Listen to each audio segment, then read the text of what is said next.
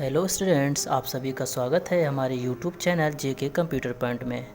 दोस्तों, कल की क्लास में हम डिस्कस किए थे इंट्रोडक्शन टू कंप्यूटर।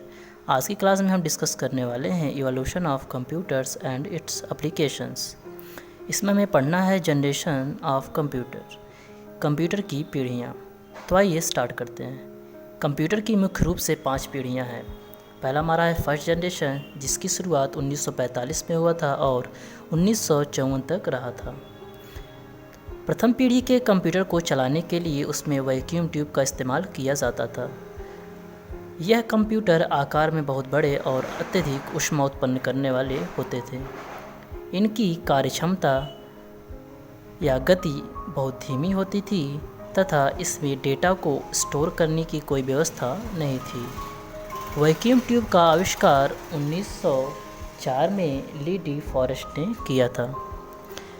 मतलब यह है कि इस जनरेशन के जो कंप्यूटर थे उनको चलाने के लिए उसमें वैक्यूम ट्यूब का इस्तेमाल किया जाता था और यह वैक्यूम ट्यूब हज़ारों लाखों की संख्या में लगे होते थे और इनकी जो कार्यक्षमता थी या गति थी बहुत धीमी होती थी और यह आकार में बहुत बड़े होते थे और बिजली की खपत अत्यधिक होती थी।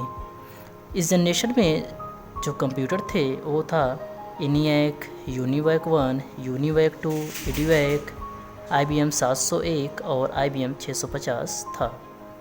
नेक्स्ट हमारा है नोट। विश्व का प्रथम इलेक्ट्रॉनिक कंप्यूटर ENIAC है, मतलब electronic numerical integrator and computer. यह दुनिया का पहला जनरल पर्पस मतलब सामान्य उद्देश्य वाला कंप्यूटर था। इस कंप्यूटर का प्रयोग द्वितीय विश्व युद्ध में किया गया था। ENIAC का आविष्कार 1946 में प्रेस्पर इकर तथा जॉन मॉकली के टीम ने बनाया था या किया था। नेक्स्ट हमारा है सेकंड जनरेशन।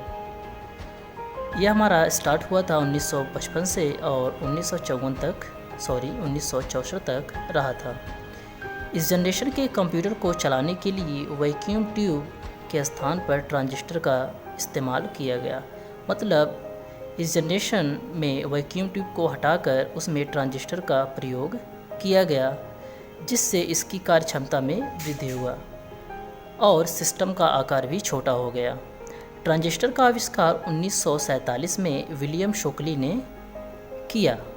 इस जनरेशन के कंप्यूटर में हाई लेवल लैंग्वेज का भी विकास हुआ। इस जनरेशन के कंप्यूटर में IBM 7094, CTC 1604, CTC 3600, IBM 1401 और UNIVAC 1108 था। नेक्स्ट देखते हैं थर्ड जनरेशन। इसकी शुरुआत 1965 में हुआ और 1974 तक रहा। इस जनरेशन के कंप्यूटर में ट्रांजिस्टर के स्थान पर IC, इसका फुल फॉर्म है इंटीग्रेटेड सर्किट, का प्रयोग किया गया, जिसका आविष्कार 1959 में जैक किलवी ने किया था। इस जनरेशन के कंप्यूटर में कीबोर्ड और माउस का भी इस्तेमाल किया गया और साथ ही साथ इसमें हाई लेवल लैंग्वेज जैसे फॉर्ट्रैन, एल्गोल, कोबोल का प्रयोग किया गया। इस जनरेशन में जो हमारे कंप्यूटर आए थे वो हमारा था PDP, मतलब personal data processor, Honeywell 6000, IBM 360 और TDC 316 था। नेक्स्ट हमारा है फोर्थ जनरेशन, जिसकी शुरुआत 1975 में हुआ था और 1984 तक रहा।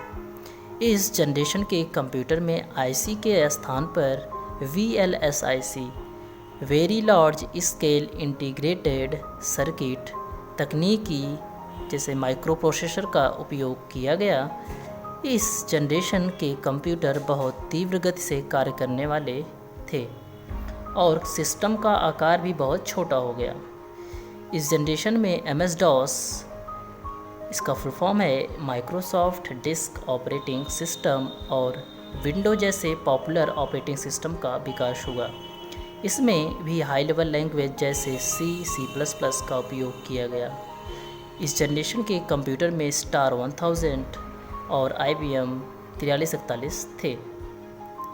इसका अर्थ है कि जब हमारा फोर्थ जनरेशन स्टार्ट हुआ तो उस जनरेशन के कंप्यूटर को चलाने के लिए आईसी के स्थान पर VLSI जैसे माइक्रो प्रोसेसर का इस्तेमाल किया गया, जिससे कंप्यूटर सिस्टम का आकार काफ़ी हद तक छोटा हो गया और स्पीड भी बढ़ गई।